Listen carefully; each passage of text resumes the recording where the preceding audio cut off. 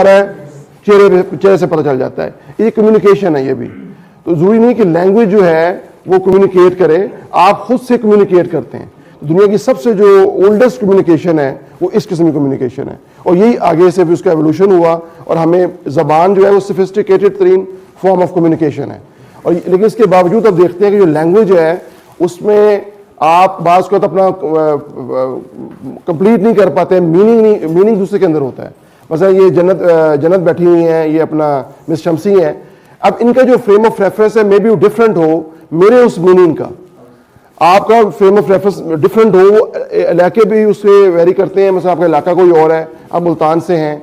अब आप देखें, अब उल्लू की मिसाल है, अमेरिका में किस चीज़ की सिंबल है उल्लू? इंटेलिजेंस का, और हमारे यहाँ किसी को कहते हैं स्टूपिड को कहते हैं। ये फ़र्क है, ये फ्रेम ऑफ रेफरेंस का फ़र्क है। तो ये चीज़ें बड़ी मैटर करती हैं। इसी तरह अब ईस्ट पाकिस्तान सेपरेशन में हमने अपने डॉक्यूमेंट्री बनानी है।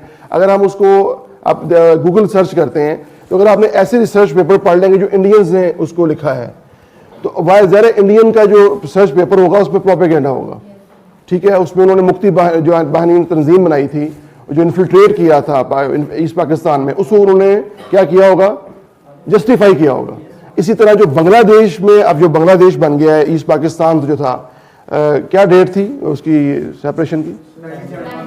डेट क्या थी? डेट, हाँ, दिसंबर 16, 1971। उस डेट के वो ईस्ट पाकिस्तान हमसे अलग हुआ। तो वो जो ईस्ट पाकिस्तानी थे, जो बांग्लादेशी हैं, उन्होंने जो रिसर्च पेपर्स लिखे होंगे, उन्होंने क्या लिखे होंगे?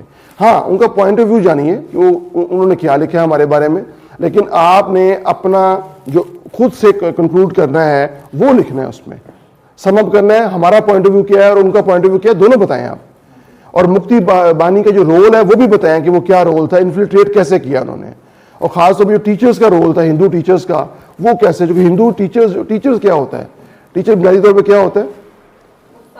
उस्ताद क्या होता है? नहीं, उस्ताद तो होता है, लेकिन मैं पूछ रहा हूँ, सुने, ये ईशन कह रही है, मैंने कहा टीचर क्या होता है? कहती है उस्ताद होता है।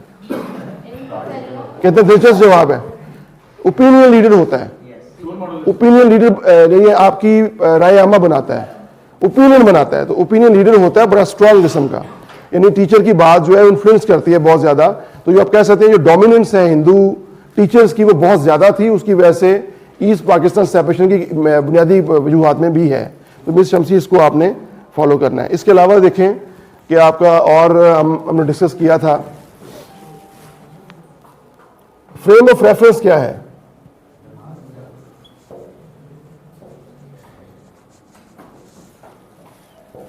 हिस्ट्री का भी हमारा एक परसेप्शन या फ्रेम ऑफ रेफरेंस हो सकता है।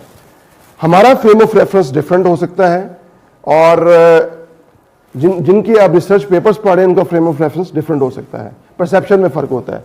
तो आप फ्रेम ऑफ रेफरेंस क्या होता है मुझे बताएं, मैंने आपको पहले डिटेल में बताया, बताएं फ्रेम ऑफ रेफरेंस। किसी चीज को परखने का अंदाज जो है मेरा नहीं, आपका जो फ्रेम ऑफ रेफरेंस वो है कि जिसमें आपके ये फ्रेम है, आपने उसको किस एंगल से कब कैसे देखा था। जैसे मैंने लास्ट टाइम आपको एलिफेंट की मिसाल दी थी, ठीक है। अब एलिफेंट है, अंग्रेजी में उसको एलिफेंट कहते हैं, ठीक है, एलिफेंट।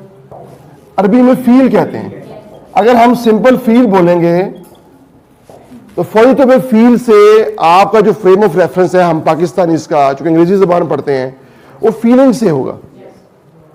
लेकिन यही हम अरब कंट्रीज में जाएंगे तो फील से फौरन फील में हमारा अंग्रेजी वाला फीलिंग पे नहीं जाएगा, वो हाथी को उसको लेंगे। तो ये एक परसेप्शन भी है, एक फ्रेम ऑफ रेफरेंस भी है। तो हिस्ट्री में भी यही प्रॉब्लम हमारे साथ आती है कि हम जब पढ़ाते हैं या हम पढ़ते हैं तो हम उसको अपने फ्रेम ऑफ रेफरेंस के, अपने परसेप्शन के अकॉर्डिंगली देखते हैं। तो बाज़ का हम वो नहीं समझ पाते जो स्कॉलर समझाना चाह रहा है, या जो स्कॉलर का फ्रेम ऑफ रेफरेंस है या तो बहुत बेहतर होगा आपसे, ऑब्वियसली बेहतर होगा, आप नहीं समझ